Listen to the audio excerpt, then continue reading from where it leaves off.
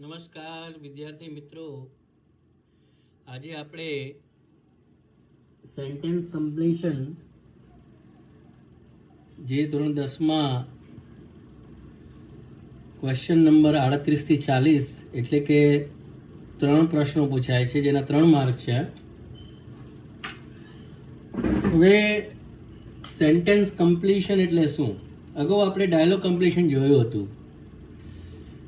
Sentence કમ્પ્લીશનમાં એવું હશે કે એમાં એક અધૂરું વાક્ય આપી દીધું હશે અને એ અધૂરા વાક્યમાં પાછળ આપણને કંઈક સૂચના આપી હશે. તો સૂચના આ રીતના હશે, એ એક્સરસાઇઝની શરૂઆત થાય પહેલાં સૂચના આ રીતના હશે: complete the sentences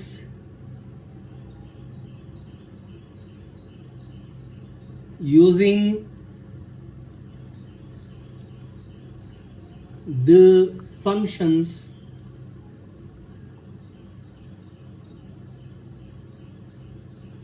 given in the brackets.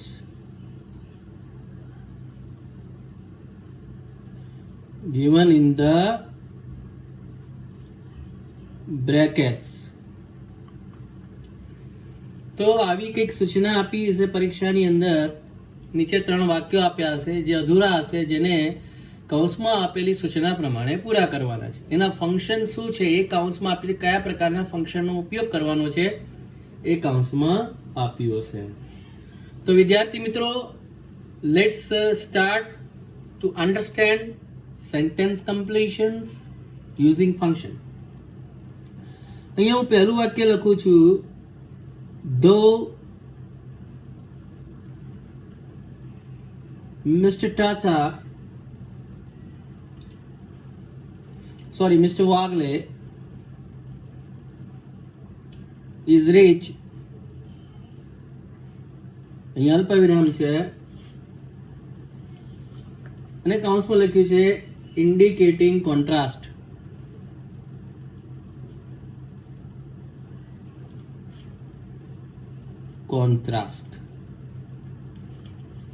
Contrast એટલે વિરોધાભાસ.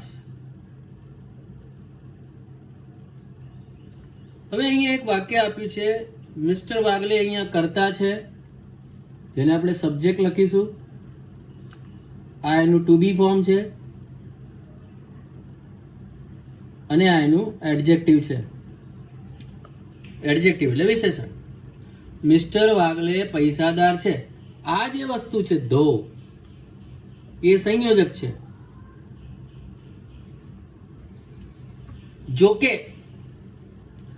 જોકે મિસ્ટર વાગલે પૈસાદાર છે, તો એનો વિરોધાભાસ શું હોઈ શકે? તો હું જનરલી એમ કહું કે મિસ્ટર વાગલે પૈસાદાર છે પણ ખુશ નથી. તો મિસ્ટર વાગલે માટે આપણે હી વાપરીએ. He is not happy. આ થયું તમારું ફંક્શન. અહીંયા ખાસ એ જોવાનું છે કે આપણે કયું ફંક્શન વાપરવાનું છે? કોન્ટ્રાસ્ટનું. તો તમે અહીંયા વાંચશો, though mister Wagle is rich, he is not happy. તો એ વિરોધાભાસનો ભાવ આ વાક્યની અંદર પેદા થાય છે, કારણ કે આમાં જે સંયોજક વપરાયો છે ધો અને એનો ભાઈ ઓલ ધો, આ બંને સંયોજકો વિરોધાભાસ પ્રકારના વાક્યોમાં વપરાય છે. એટલે તમારે ખાસ યાદ રાખો કે ધો અને ઓલ ધો આવે તો વાક્ય કોન્ટ્રાસ્ટ જ બને. બીજું વાક્ય જોઈએ અહીંયા, ધ બેગ. પછી અહીંયા ખાલી જગ્યા આપી દીધી છે અને એનું ફંક્શન શું વાપરવાનું છે? Describing thing.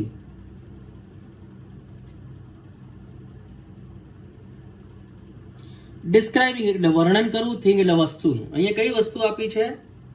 બેગ. તો બેગ કેવા પ્રકારની છે એનું આપણે વર્ણન કરવાનું છે. એ તમે કોઈ પણ કે ભાઈ બેગ પ્લાસ્ટિકની બનેલી છે, બ્લેક ચામડાની બનેલી છે, બેગ એ બહુ જ સુંદર નકશીકામથી બનાવેલી છે. તો વોટ એવર તમારા મગજની અંદર જે કંઈ વિચાર આવે તમે અહીંયા મૂકી શકો છો. માત્ર આપણે અહીંયા બેગનું વર્ણન કરવાનું છે, બેગ કેવી છે એ લખવાનું છે. તો હું એમ લખું કે ભાઈ ધ બેગ જે યુ હેવ તારી પાસે છે, the bag you have is made of plastic.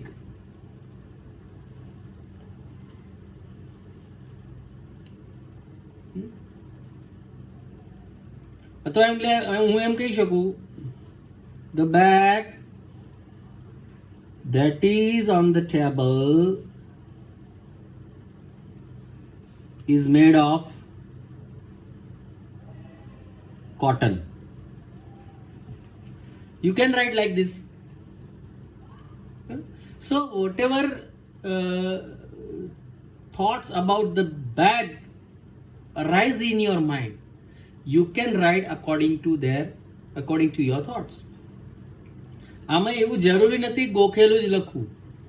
તમારા માઇન્ડની અંદર કોઈ પણ બેગનો વિચાર આવે કે બેગ કેવા પ્રકારની છે તો ગ્રેમેટિકલી એ સેન્ટેન્સ સાચું હોવું જરૂરી છે. ત્રીજું એક વાક્ય હવે આપણે જોઈએ.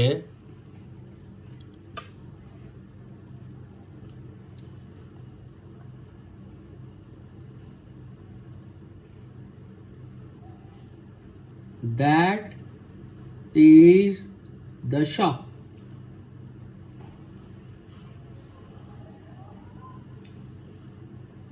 Describing place.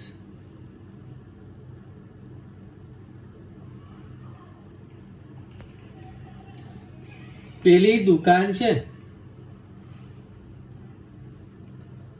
હવે અહીંયા દુકાન છે અને ડિસ્ક્રાઇબિંગ પ્લેસ એમાં એ સ્થળનું વર્ણન કરવાનું છે. દુકાન ક્યાં છે? That is the shop. તો હું એમ કહી શકું કે ભાઈ which was broken અથવા which was looted by the looters last week. That is the shop which was looted by the looters last week. તમને એમ કહો સાહેબ આ ગુજરાતી શબ્દો કેમ વાપરો છો, લૂટેડ ને લૂટર્સ? તો લૂટેડ એ હવે અંગ્રેજી ડિક્શનરી અંદર એક્સેપ્ટ થયેલો શબ્દ છે, એ વર્બ છે, અને લૂટર્સ એટલે લૂંટારાઓ એ સબ્જેક્ટ છે. આનો તમે તમારા વાક્યમાં ઉપયોગ કરી શકો છો અને જનરલી બોલચાલની ભાષામાં અથવા છાપાઓની ભાષામાં આવા શબ્દોનો ઉપયોગ થયેલો ઘણી વખત જોવા મળે છે. તો અહીંયા આપણે આ એ દુકાન છે જ્યાં ગયા અઠવાડિયે લૂંટારોએ ધાડ પાડી હતી અથવા લૂંટ મચાવી હતી. ચોથું વાક્ય જોઈએ. મહક ઓલવેઝ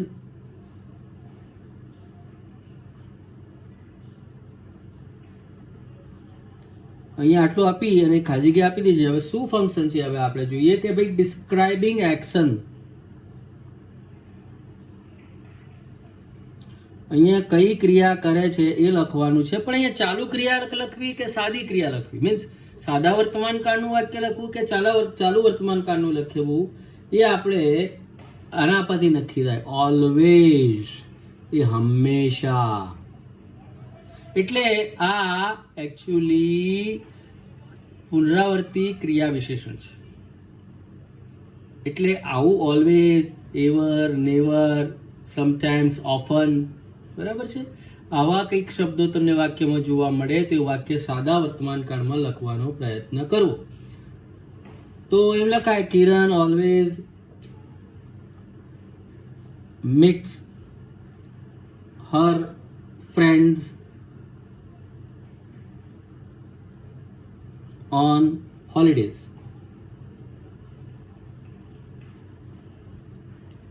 તો તમે જોઈ શકો છો ડિસ્ક્રાઇબિંગ એક્શન એટલે એની ક્રિયા. મહેકની ક્રિયા કેવી છે કે મહેક હંમેશા રજાઓના દિવસોમાં એના મિત્રોને મળે છે. પાંચમું વાક્ય જોઈએ.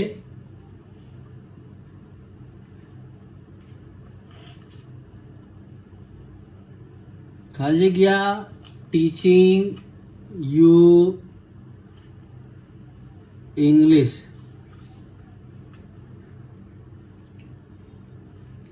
Duration of time. જો બહુ જ મહત્વની બાબત છે અહીંયા, ડ્યુરેશન, સમયગાળો. ખાલી જગ્યા એમ લખી છે, ખાલી જગ્યા ટીચિંગ યુ ઇંગ્લિશ, અને એમાં આપણે બતાવવાનું છે ડ્યુરેશન ઓફ ટાઈમ. તો આમાં એમ લખી શકાય કે ભાઈ તમને તમારા શિક્ષક કેટલા સમય ભણાવે છે. 1 કલાક, 2 કલાક, 35 મિનિટ, 45 મિનિટ. તો અહીંયા સમયનો ગાળો લખ્યો હોય, જ્યારે ડ્યુરેશન ઓફ ટાઈમ લખ્યું હોય, ફંક્શન પૂછવામાં આવ્યું હોય, તો એની શરૂઆત આપણે જનરલી હાઉ લોંગ થી કરીએ છીએ. હાઉ લોંગ હેઝ મિસ્ટર ચેતન પટેલ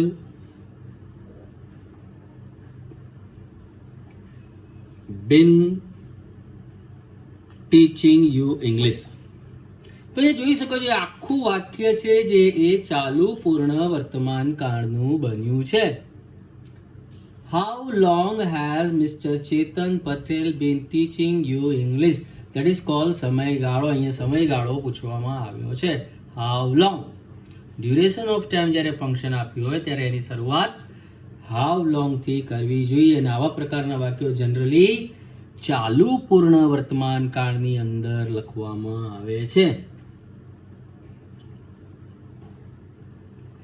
છઠ્ઠું વાક્ય,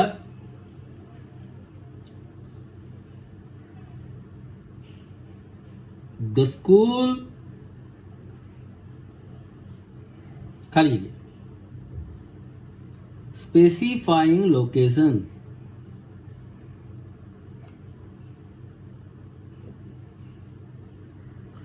જો અહીંયા ફંક્શન છે લોકેશન એટલે સ્થળ, સ્થળનો નિર્દેશ કરવાનો છે. સ્પેસિફાઈંગ એટલે પર્ટિક્યુલર સ્થળનો આપણે અહીંયા વાત કરવાની છે.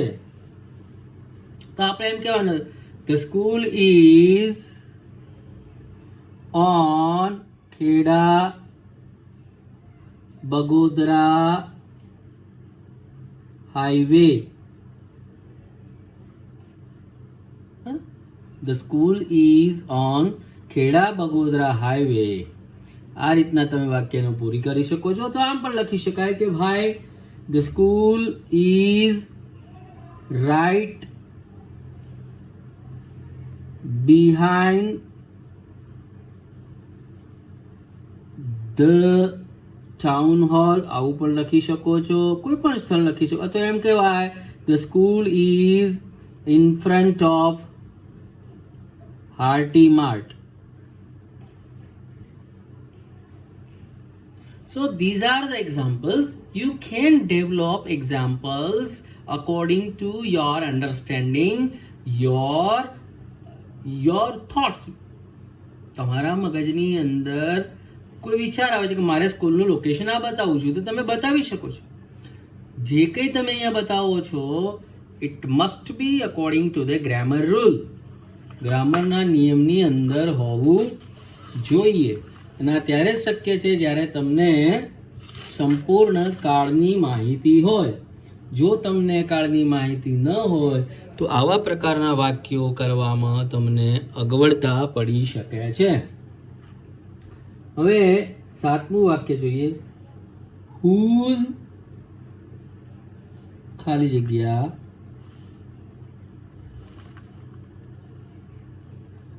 inquiry as nature. કોનું, હુઝ એટલે કોના, કોની, કોનું. આ હુઝનો મતલબ થાય, હું એમ કહું whose book is this.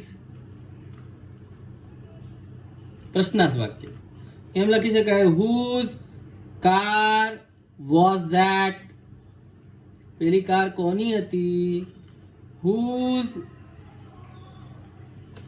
Father is a carpenter. So you can see, you can write, you can make a lot of sentence. અહીંયા આપણે ખાલી માહિતી પૂછવાની છે કે ભાઈ કાર કોની છે, પુસ્તક કોનું છે, કોના પપ્પા સુથાર છે. You can make a sentence, a variety of sentence for making, for drafting, for formatting this inquiry as nature. Let's see another sentence. You won the match. તમે મેચ જીતો છો. You won the match.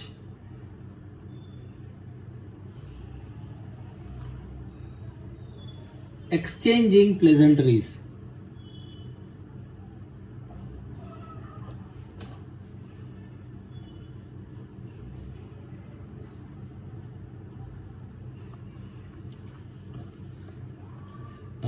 પ્લેઝન્ટ્રીઝ એટલે કોઈ આપણને શુભેચ્છા પાઠવે તો સામે આપણે એનો આભાર માનીએ છીએ. દેટ ઇઝ કોલ્ડ પ્લેઝન્ટ્રીઝ કહેવાય. How are you? I am fine, good morning, thank you. આ બધી શું એક્સચેન્જિંગ પ્લેઝન્ટ્રીઝની અંદર આવતી બાબતો છે. યુ વોન ધ મેચ, તો આપણે શું કહીશું? કોંગ્રેચ્યુલેશન. હું કહીશ વાવ, it is great.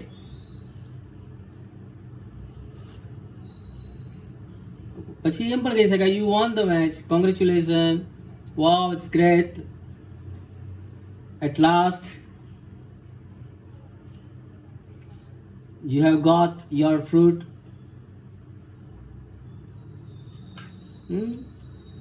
તો તમે કઈ રીતના એને ધન્યવાદ આપવા માંગો છો આ વાક્યને અનુલક્ષીને, એ તમે અહીંયા લખી શકો છો. આ બધા ફંક્શન્સ છે.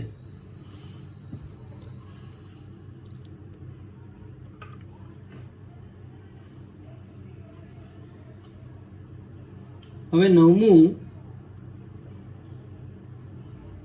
our classes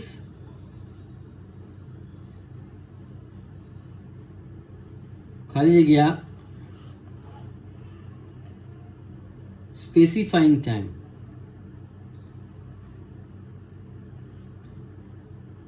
નિશ્ચિત સમય, સમય તો ખરો પણ નિશ્ચિત સમય અહીંયા આપણે બતાવવાનો છે. અવર ક્લાસીસ will start, તો સ્ટાર્ટ ના લખો ને અહીંયા એમ લખો કે begin in next September.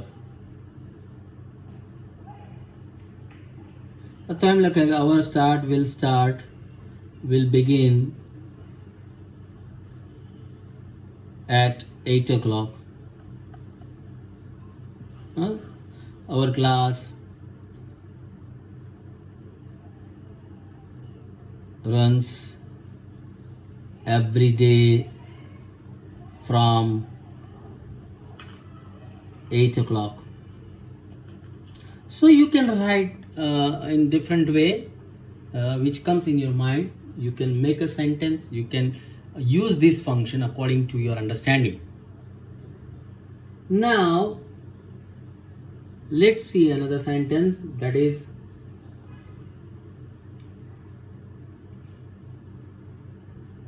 open.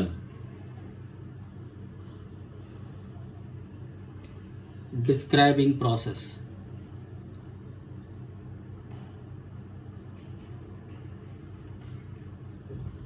અહીં આપણે કોઈ ક્રિયાનું વર્ણન કરવાનું છે. હું એમ કહું, તમારા ફાધર આવ્યા ઘરમાં, કંઈક લઈને આવ્યા એક બોક્સ, અને એમ કહેશે open this box and take out your favorite favorite mobile. અથવા એમ કહી શકાય open this box and enjoy your dreamed gift. જે તને સપના સમાન લાગતી હતી એ ગિફ્ટને તું એન્જોય કર. ઓપન that lid એટલે ઢાંકણું, lid of a tank and emptied, sorry એમ કે and clean it એમ પણ કરી શકાય. So you can make a different sentence using this function. It needs a process. એક ઘટના પછી બીજી ઘટના. So this is called describing process. હવે આગળનું વાક્ય જોઈએ. My friend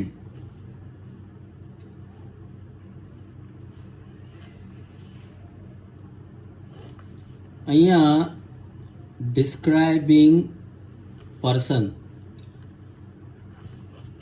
વ્યક્તિનું વર્ણન કરવાનું છે. અહીંયા મારા મિત્રની વાત છે તો મિત્રની લાક્ષણિકતાઓ અહીંયા બતાવેલી છે.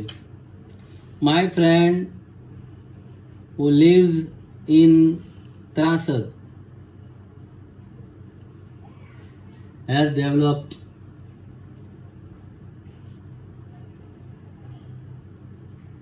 કોરોના. મારો મિત્ર જે ત્રાસદમાં રહે છે એને કોરોના થયો છે. હેઝ ડેવલપ એટલે કોઈ રોગનું સંક્રમણ થવું. દેટ ઇઝ કોલ હેઝ ડેવલપનો મતલબ છે કે કોઈ પણ રોગને ધારણ કરવું. સમજી લો કે I have developed fever. So you can write a sentence કોઈ પણ વ્યક્તિની લાક્ષણિકતા એમ like my friend who lives in Ahmedabad is a famous land broker. You can also write like this. So અહીંયા આપણે માત્ર ડિસ્ક્રાઇબિંગ પર્સન એટલે વ્યક્તિનું અહીંયા આપણે વર્ણન કરવાનું છે, જે આ રીતના આપણે કરી શકીએ છીએ. બીજું એક વાક્ય જોઈએ.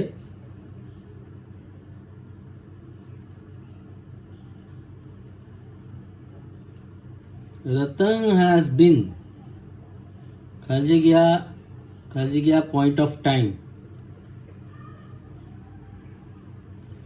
જે સમયે ઘટના શરૂ થઈ એ સમય નિશ્ચિત સમયની વાત છે. એમ કે રતન હેઝ બીન, હું એમ કહું Ratan has been playing PUBG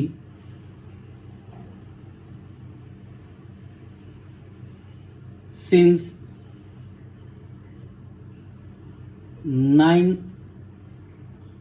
9 o'clock એમ કહી શકાય. અથવા Ratan has been playing cricket since morning. અથવા એમ પણ કહી શકાય કે has been enjoying movie for the last 2 hours. So you can make a variety of sentences, a various of sentences on the base of this function. But for doing this function, you need a basic knowledge of English grammar and especially tenses. If you do not have a grip over tenses, then it can be difficult for framing a sentence. As you can see, I have done here a lot of sentence. First one is indicating contrast. Second one is describing thing. Then third is describing place. Fourth one is describing action. Fifth one is duration of time. Sixth one is specifying location. 7th one is inquiry as nature. 8th one is exchanging pleasantries. 9th one is specifying time. 10th one is describing process. 11th one is describing person, and 12th one is point of time. So students, this is called sentence completion, and it's a kind of function which is going to be asked in your board exam, and the questions will be from 38 to 40, and it will have 3 marks. So you need to do more exercise related to this topic. If you do the more exercise, then and then only you can get a grip over this kind of exercise. So I hope you will write another more sentences related to the exercise, so that you can get a grip over this sentences, these functions, and you can get good marks. So today it is enough. I hope you will do best. Thank you very much.